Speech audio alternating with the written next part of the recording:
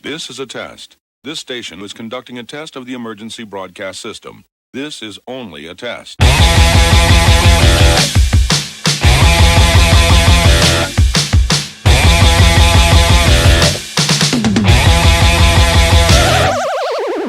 McMahon Music Podcast. James McMahon Music Podcast. James McMahon Music Podcast. James McMahon Music Podcast. He speaks to the geeks and the musical freaks, but sometimes popular but mostly a freak because he's James McMahon Music Podcast. James McMahon Music Podcast. This concludes this test of the emergency broadcast system. Right then. So have you met Charlie XCX yet? I've never met Charlie XCX yet. I've met Charlie XCX. How did you find that? She was nice. It was one of those meetings with a pop star that as soon as it happens, I kind of regretted it because I was like, my idea of you, the vision of Charlie XCX in my head was more exciting than meeting Charlie XCX. And that's not to say that she wasn't lovely. She was lovely, but it punctured some of the mystery and the magic I maybe feel about Charlie. Yeah. A don't meet your heroes type situation. Yeah. Have you met any of your heroes yet? We got to work with 2 of the Cribs on our last album. That was quite exciting. I mean, I love the Cribs. I'm going to ask you about the Cribs. Are they heroes though? I think in a certain sense, yeah, because I think what they did and do for like British rock bands is very impressive and confident. I think they do what a lot of bands can't do. I used to work at the NME. I worked at the NME for years and years and years, and the Cribs were like our band. There was almost a bit of a joke in the office. The Cribs were the band that the Beatles could have been. I mean, it was all said very, tongue in cheek, but I have to say, since I left the NME, I haven't really followed the career of the Cribs, but every time I sort of see their name popping up when I was like reading about your band, I was thinking, I must ask how the Cribs are doing. How are they? They're doing very well, and they are some of the nicest people I've ever met. I think kind of my instant compliment there is I think they've achieved, in my opinion, what is like the ultimate goal of a good band. And it's to be able to make like good melodic songs that can appeal to everyone while still retaining your like full artistic integrity. I think they do that in a way that a lot of bands have failed to do, spectacularly failed to do. I think they do it very well. Yeah, I might want you to unpick that a little bit more. Well, explain that a little bit more. I think there's like a very hard line in making music where a lot of bands either take the choice of I'm gonna accept that I'm gonna lose my artistic integrity and become more commercially viable, or I'm gonna commit to exactly what I want to do and potentially isolate a lot of people. And then I think there's the kind of secret third road where it's like what I want to do completely in an artistic integrity kind of way is make music that is also somewhat commercially viable. And I think that is kind of the hardest, the most rewarding path, because it's how do I make the songs that I want to make that also so happen to be catchy without people thinking I'm doing this to sell out, and without the really pretentious people on the internet thinking that I've lost my artistic integrity. I think they hold both sides. They've got a song, they've got like so many catchy pop songs, and then they've got songs like Be Safe. They seem to like kind of tie both worlds. Yeah, no, definitely. I mean, when they were kicking around, I mean, I've been a little bit flippant saying I don't keep abreast of what they're up to. I mean, that's not strictly true. I've been talking to Gary about getting him on the podcast for ages now. We just haven't found the time. But I guess with that band, I was always, it was obvious that when they were kicking around with the likes of the Kaiser Chiefs, for example, when they were sort of, I mean, I always just found that sort of laughable, really, that they were like, they were a band that were so well versed in like underground and DIY polemic and yet they were sort of rubbing shoulders with, a pop band, and that's not to diss, the idea of being a pop band, but do you think about? I mean, how old are you? I'm 22. I mean, did 22? I'm going to sound unbelievably patronising here, so just bear with me. But did 22-year-olds think about things like artistic integrity? I sort of wondered whether that was a concept that had. It does not leave my head. Really? Yeah, I think it's on the same level as just thinking about how you're considered as well, innit? Like, I think, at least personally for me, I don't think I could release a single thing if I did not totally align with how it kind of felt how I felt about it as an artist, or how I would receive that as a consumer, maybe. Interesting. I mean, I'm all for it. Don't get me wrong. It's just that when I'm 43, so I'm almost double your age, and when I was younger, there was a lot of conversations about things like selling out, and I just feel like that just feels like such an archaic concept to me now, because it's so difficult for any creative person to make a living from what they do, that I just don't judge them in any way. Yeah. Things that I used to think were appalling, certain bands giving songs to commercial entities, or songs being on adverts for such, or whatever. They were things that at a certain point in my life I just was like, that's just such a commodification of art. Whereas now I just think, okay, well, it's just something you've got to do because we lost the battle in lots of ways, Yeah, I agree. But I don't know. I wonder whether that's just a lot of, I don't know. I mean, have you ever felt like you've been steered into doing something you don't want to do?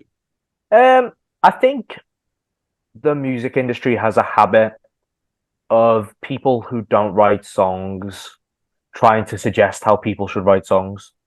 And I think the most important thing to do as an artist is actively try and ignore people suggesting what you should do if you don't think it's right, is kind of my take on it. Like, something that I've kind of found to be an interesting phenomenon lately is sometimes when I'm bored, I do just enjoy reading like internet forum reviews of my own albums, or like other bands who I liked albums, to see what like people have to say about us. And before we released our second record, I put out like a comment where I kind of mentioned that we'd purposely kind of put ourselves in a little bit of an echo chamber to write this record, so that we couldn't be influenced overtly by criticism of our previous one. Because I think if you're writing to like appease people, it's bound to come out as like not your best work.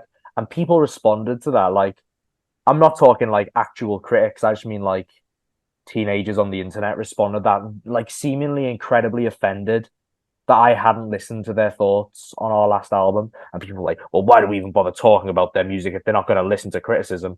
As if like how music is written is like, and I thought about this in the lens of like the new Smile album was released on the same day as ours. Oh, And I yeah. just got this image of like Tom York like logging onto Reddit or something and seeing someone be like, yeah, but that guitar tone's a little bit trash. And he's like, well, come on, guys, we need to evaluate that for the next record. This guy said it, so we need to sort that out. I think like the idea of people even thinking that people are kind of that concerned with like tiny gripes is just crazy to me. Yeah, I mean, I don't think it's just fans though. I mean, when I remember working in a music magazine office once, and a new record by a very acclaimed band coming in the office, and us putting it on to listen to for the first time, and loads of people in the office being like, "Oh, the production's not up to much," and me being like, "Are you?" I mean, I get that this is what we do for a living, but the idea is to try and sort of articulate what music means and try and write things about it that people might find entertaining, not to. Yeah.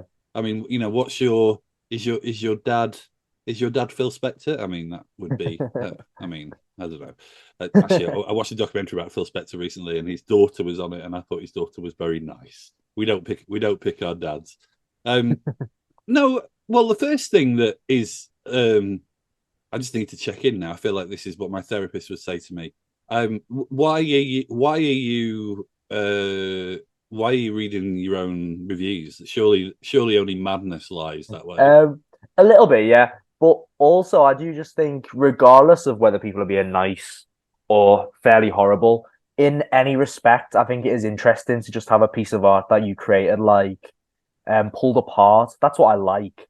Like, I want to read people reading into it. Kind of what you just said. I think kind of the art of good criticism and good writing about music is regardless of well, actually, what I was going to say is I think maybe on some places on the internet, I think that art is kind of dead because I think what people do is they seek out music or seek out any kind of art really to attach just like a simple number to it or a quip and then call it a day. I just find that really reductive. Like, at least for me, if I was to like go out of my way to review every album I'd listen to, considering that I don't have a job as a music journalist, I probably wouldn't be bothered to review the ones that I wasn't that keen on. Like if an album didn't stand out to me or didn't speak to me, I wouldn't give it the time to really think of a joke or a quip or something to like impress my music friends to go, I didn't like this. Did you guys hate this too? And it's like I feel like the enjoyment of some of that art has been reduced to like not helpful discussion. What I would like to read is even if someone thinks we are like utter garbage, I want to get ripped into. I want someone to go, and in this song they do this, which I hate, and they do this, and this sounds like this, which I hate. But often it's like sometimes it feels too like joke based. And I think the reason I like to read it is because I think sometimes, good or bad, when you read like a really well written thing about something that you've spent a lot of time on, I think it's just comforting to know that someone has kind of put time into um appreciating and getting involved in a piece of art that you've made. I just think that's very enjoyable to read. I mean, I suppose again, kind of sticking on a line of a line of thought that my therapist would maybe be proud of me for sticking on. Is there something in there about I don't know, like I mean, when I have had sometimes I've had people write about myself, and they've interpreted certain things in ways that I've thought that is mental. Like Mm, that's not like that's so far away from what I was trying to say there, or what my understanding of that situation is. I know that sounds very oblique and mysterious, mm, but and I find that very frustrating. I hate being misunderstood. yeah. Do you not have any of that? Like if someone kind of goes into your if someone sort of tears open your art in a review Mm. and they critique it, I can't work out whether you're saying that you find that exciting or actually is there a degree of frustration that they've got it so wrong? Sometimes it is annoying. I think I can kind of come back to the artistic integrity thing here because, like, one thing is like I feel like some kind of I've been thinking about this a lot lately about kind of like how music is like understood as like high and low class, and like there are certain influences where if you say your album is influenced by I don't know Wire, Television, Slint, regardless of what you make, there are like certain people who'll just clap. Whereas if you say your music is influenced by I don't know like bands who are valued as more artistically low class, people are just instantly impressed less. And I think what that provides is sometimes people will give us criticism and they'll make really strange, inane references to bands I don't listen to. And the truth is, these people clearly do not listen to those bands either. Yeah. But because we're pulling from a pop lens, they only know like three bands that fit into that lens because all they listen to is the most kind of artistically high class music they can think of, and I think that's just a bit mad. Yeah. Do you know who Luke Haynes is? I know his name. Yeah, he's like sort of a very antagonistic figure from the Hmm. indie scene in the mid 90s. He's still around doing bits and bobs, but he used to be in a band called the Auteurs, who were like kind of they were kind of Britpop before Britpop. Okay. Really, they were sort of right on the kind of brink of your sort of Blurs and your Oasises, and Pulp had been around for a long time before that. But before those bands broke, they were kind of around. But he Yeah. was like, and they're a good band. He's made some good music, and he's been in other bands subsequently as well. But he's just written a book called Freaks Out, which is about how almost sort of how well, it's sort of a celebration of freaks. This loosely defined term that he kind of comes upon how freaks kind of almost kind of won music. How there were like music had all these figures of just real kind of like odd freaks, basically, for want of a better term, but how ultimately the industry sort of steamrollers them and champions more kind of I don't know, sort of more sort of palatable figures. Anyway, I say all this to say that he has a whole chapter in his new book, Freaks Out. He has this whole chapter about how the Shadows were the band that My Bloody Valentine could have been. And, you know, the Shadows, like Cliff Richard's backing band. And it's some of the most ridiculous music writing I've ever read. But it was so funny. And it was so... I don't know. I do feel a little bit like when people write about music now, they are really afraid to actually. It's almost like they haven't listened to a lot of music, and that does remind me a little bit. That does kind of lead me a little bit to the tweet that you had, the 1975 tweet, which I didn't think was in any way a diss of the 1975, but it was not a lot of musicians or creatives actually kind of critique their audiences anymore, and I don't think that's necessarily a bad thing. You know, I mean, your thing was like, have you even listened to any music? Yeah. I've got two things on this. One, I kind of do think people should be allowed to insult their audiences a little bit more. I think now that we live in a world where like everyone is so openly accessible to like criticism from people who maybe don't know too much about music. Like, if I get a tweet of someone going, "This is shit," why can't I just respond like, "You're a dickhead"? Like, that's kind of my thought. Like, I'm a person on a Twitter account. You're a person on a Twitter account. And to bring it back to Charlie XCX, I was reading the piece about her today in The Face, where she's talking about like just like calling someone like 6 insults on Twitter and then instantly deleting it because they felt really bad. And I was like, at the same time, I think it's kind of sad that when like an artist insults someone back, people kind of get turned off the artist. I think it's quite funny.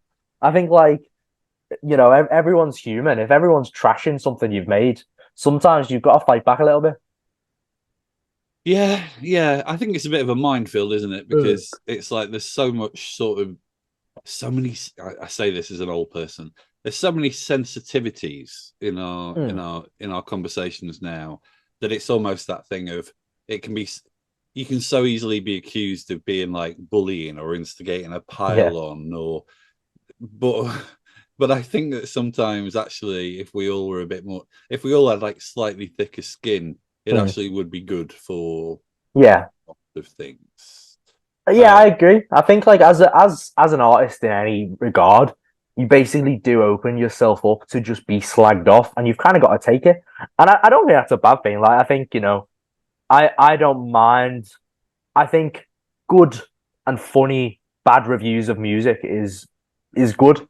Like, I don't mind art being trashed a little bit, but I think if you can trash art, you've got to kind of be ready to be a little bit trashed yourself.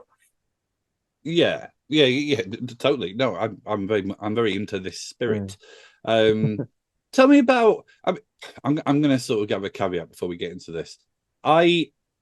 Well, while we're talking about music writing, when I was doing some reading on your band, I thought there was. I can't remember a time when a band who were so new. I mean, I know you're 2 records in now, but like a band who were relatively new had garnered so much bad writing about them.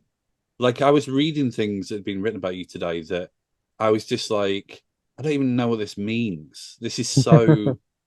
This writing is so dense. It's so uninspiring and so unexciting. And I don't think that's the case with your music at all. Like, I think your music is very, very interesting, you know, and exciting. You know, I think the new record's amazing. And Thank you. We can talk a little bit more about that after, now that I've cleared my throat. But there's a thing that you say. There's a thing that you've said about the new record, that it's a theatrical play within an album, and I wish it's like one of those sort of statements that it almost makes me want to sort of sort of turn you upside down by the trousers and steal your lunch money, because it's just a little bit like, what does that mean, square? But I wonder whether, well, I guess there's two things. One, I want to understand a little bit more what that means, but also, do you think that maybe some of this kind of like florid writing that, do you think that that kind of, pretension is the wrong word, but that kind of like, do you think that you invite it a little bit? Yeah, 100%. To be honest, in the theatrical play thing is like 20% an attempt to make people pretentious up our art a little bit. Because it kind of comes back to what I was saying about like the low class, high class art kind of thing. Like, as much as we're obviously aware of what bands are considered good influences to have, and if I'm being honest, as much as I think we could churn out like a album full of like 7-minute bizarre songs that could get like a little pat on the back, we don't really want to do that. And I think, considering that our influences are more like more playful, a little bit silly, a little bit more open to like criticism from the more pretentious people amongst people who write about music, my game was a little bit, how can I add something to my album which can provide people with a sense of complexity and a sense of depth? And it's something I think about a lot, because last year I realized I kind of didn't watch many movies in my free time, and I made a ridiculous point of watching like 300 movies or something. And something that I feel about like film as an art form, compared to music, is that you can watch a film that has absolutely no plot and be like, but it looked great, it was a great vibe. Or you can watch a film which has an incredible plot and no vibe, and you'd be like, well, the story was great. Whereas I think music lacks that kind of multifaceted perception. Like, people just listen to an album and go, shit, or it's good. And what I thought is like, how can we essentially get like points for style? Like, how can we build a world around this record without writing Pink Floyd's The Wall, is kind of what I wanted to do. Yeah. Are you sure you're in your early 20s? I feel like I feel like your body is being inhabited by some kind of millennia old cosmic warlord. we take this seriously. This is how important it is to me that people understand that we're a pop band in the clever way and not the stupid way. Yeah. Do you? Well, I guess that like that's kind of what pop bands used to be. Yeah.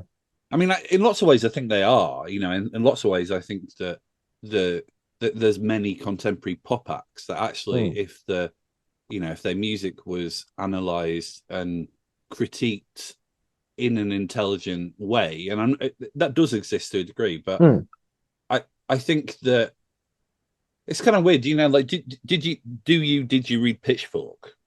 Yeah, I think Pitchfork was very fun to read.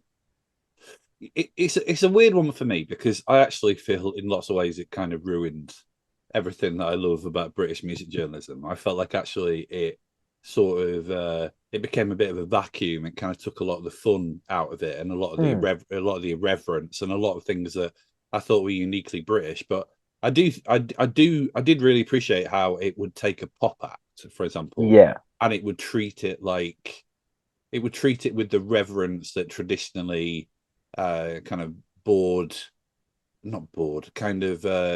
wordy, earnest music journalists would talk about Radiohead. Do you know what I mean? I really did like that. But I also think that, like, historically, like, I went to see Depeche Mode recently, and the thing that really amazed me was that there's moments in their catalogue that are just pure pop. They're like, there was 80s pop as the Pet Shop Boys or Erasure, but yet I really felt like you could sit down and you could talk to them about you could really talk to them about the artistry of what they were trying to do. And I suppose that is lacking now a little bit. It's interesting to hear you kind of hinting at that. Yeah, I think to some extent, like, there's kind of a weird 50-50 split on it, where obviously there's all like the poptimism kind of stuff, where people want to praise pop music that might actually be genuinely vapid as like being really artistically interesting. But I think there are a lot of pop artists doing interesting things with the canvas of being a pop star that kind of go unrecognized. I think like an interesting one lately to come back to Charlie XCX for the third time is like the online backlash to like her recent album cover. I find that so interesting. Like the amount of people criticizing that, and I think, have you like never heard of creative direction in your life? Like people on the internet, like that's so crazy. Who Yeah, sees that and goes, "Wait, why is this album cover not a photograph? Why is that?" yeah, That's so wild to me. yes, yes. I almost started talking to you about Kate Middleton then, but I'm not. I'm not going to do that. That's what I spend a lot of time thinking about at the moment. I've heard you say that this record was almost like your kind of second debut record, Yeah, and that I've also heard you say that the songs on this record were largely written before the first record. yeah. Tell me a bit about that. So I think the second thing is kind of me speaking incorrectly at times. I'm more just on about how like the classic amount of time it takes to release an album is so long that every band is just well on to the next one before the first one comes out. Oh So yeah, like we wrote the first album, say we finished that in January 2022. We knew that wasn't coming out till September. So there's 9 months to start writing the second one. Is kind of all that I meant. So we were obviously writing it in a vacuum where we hadn't even released a single off our first record. We didn't know what people were going to say about it. We just knew we had to do another one. So I guess that's kind of what I meant. It was done before the first album came out. We're very ahead of ourselves, I guess. But they didn't come from the same batch of songs, and the inspiration was definitely different because the second debut album thing again is just me being a little bit jokingly pretentious. But I think the reason I feel that way about it is because after we released our first EP, which was to my taste now a little bit boring, like and not to like be self-critical. I just think there were a lot of risks that we were scared to take when we were writing and producing them songs. right. And we got quite heavily labeled as like, oh, these are like a very kind of run-of-the-mill post-punk band. And no one was complaining about that. Like people like music. As I've said 6 times in the last half hour, people love music when you say, oh, it's influenced by Wire and television and magazine, whatever. So no one was complaining, but for me, it felt like a little bit riskless, and I wanted to quickly escape that box because I think if you release an EP and people go, okay, I could see where the album's going, and then you release an album with half of those songs and the early singles and 3 more singles and one deep cut, I think you've just essentially committed career suicide because like you've now probably released a really boring debut album that is probably going to sell, but it kind of, in my opinion, doesn't show the ambition that you have as an artist and just instantly puts you in a box. And there's no problem with that for people who want to do it. But the problem that was presented in my head is how do you follow that? I've seen about 3 bands follow that compilation debut album thing successfully. I think it's impossible because the fans already know and love these songs. You've been working on it for like 5 years. You've played all the songs live. They love them all. You release them. And then it's next year. You need to give them 10 things they've never heard before. 9 times out of 10, I feel like they're going to hate it. So for us, we wanted to just wipe it clear, like get all those thoughts out the way so that we're in a position where we can kind of just do whatever we want. Now that you've been, two records in, suggests that you are someone who's that caught in a band that is sticking around. But you've obviously been thinking deeply about music and music making for a long time. Is it what you thought it would be? In some places, yes. In some places, no. I think the more that I've wrote songs, I'm aware of what I kind of have to do, like in my job as a musician, rather than just someone who likes to write songs. But I don't really mind that. I kind of like everything that comes with it. I like to, you know, world build and think of weird marketing things. I think it is something that is maybe like slightly missing from music today. Like, not saying that everyone should want to churn out like 10 TikToks a week or whatever, but I do kind of miss like that 2000s era of like ridiculous marketing stunts, everyone just arguing and fighting with each other. I think it's a little bit more fun. Yeah, yeah. I think it was. It's really weird. I spent so much of it kind of rebelling against it, and actually, it was more fun than I kind of maybe appreciated at the time. But I think a lot of it's about. I think a lot of it's about the mediums that were available to you, and also there was still money sloshing around, so Yeah, true. it was like you could throw money at doing kind of ridiculous things. But I think I'm like 22 years in, and I still can't believe that this culture is so conservative sometimes. Yeah. I still kind of feel I still feel that it could be better. Oh yeah. Maybe we were just born out of time.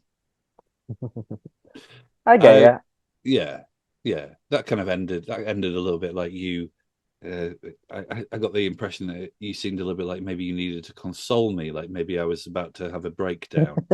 So what's the plan now? You're off to Europe. Yeah, we're gonna have to finish our third album. All right, you're not hanging around then. No, I think there's a culture of being fast, and obviously in the same way that the last album was done like a year and a half ago, we're just getting into the third one now. Um, I don't like keeping people waiting. I found that I could write an album in like 6 years if someone let me. But if people are just hammering at me at deadlines, I will just write stuff that I think is good. So I feel like we've just got to get on with it. I want to keep writing, keep touring, keep playing, and kind of enjoy this before before something goes seriously wrong. I think that's the vibe I'm running from.